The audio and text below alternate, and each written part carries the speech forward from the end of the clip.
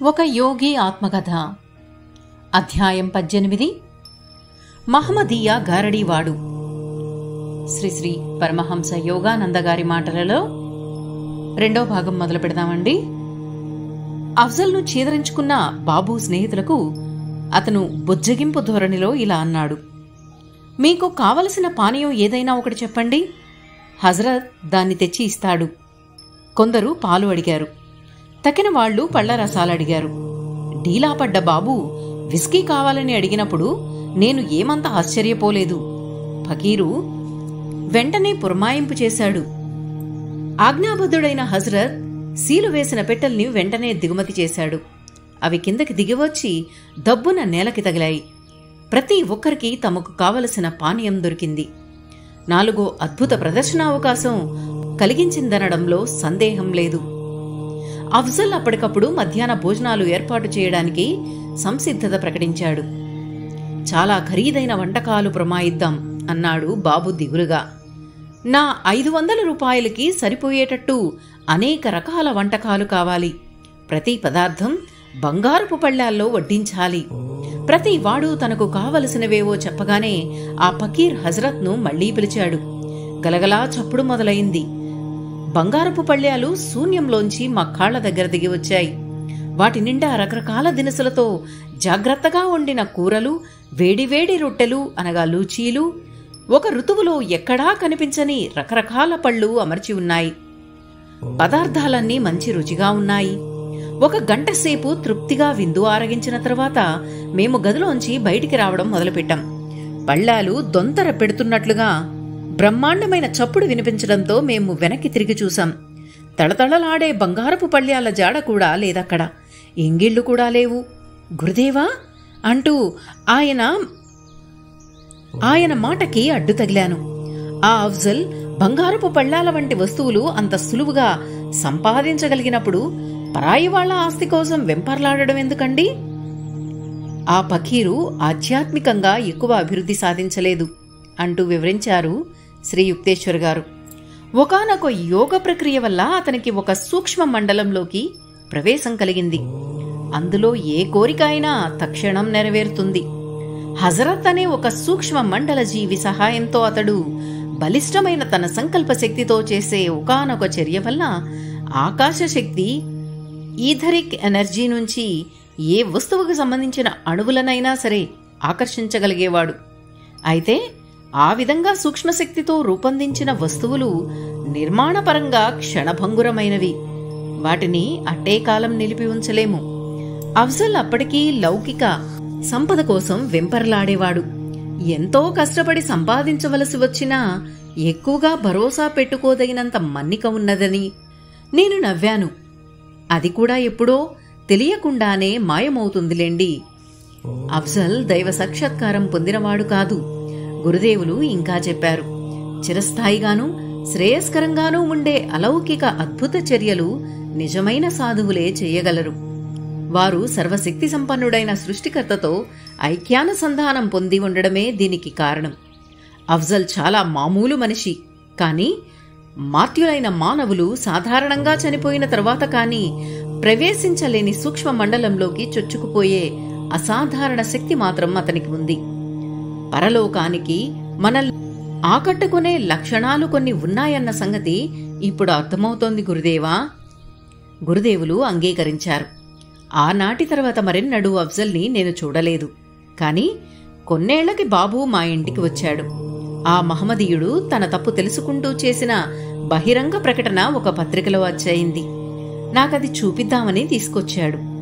అఫ్జల్ చిన్నతనంలో ఒక హిందూ గురువు దగ్గర ఉపదేశం పొందాడని చెప్పానే, ఆ విషయాలు దాంట్లోనే తెలిసాయి. ఆ పత్రికా ప్రకటనలో చివరి భాగం సారాంశం శ్రీ యుక్తేశ్వర్ గారికి గుర్తుకు వచ్చిన ప్రకారం ఇలా ఉంది: అఫ్జల్ ఖాన్ అనే నేను పశ్చాత్తాప ప్రకటనగాను అలౌకికమైన అద్భుత చర్యలు చేసే శక్తులు సంపాదించాలని చూసేవాళ్లకి ఒక హెచ్చరికగాను ఈ ముక్కలు రాస్తున్నాను. దేవుడి దయవల్ల, మా గురుదేవుల దయవల్ల నాకు సంక్రమించిన అద్భుత శక్తుల్ని చాలా ఏళ్లపాటు నేను దుర్వినియోగం చేస్తూ వచ్చాను. అహంకారంతో మదించాను. సాధారణ నీతి నియమాలకు నేను అతీతుండని భావించాను. కానీ చివరికి నా అంతిమ న్యాయ నిర్ధారణ రోజు దగ్గర పడింది.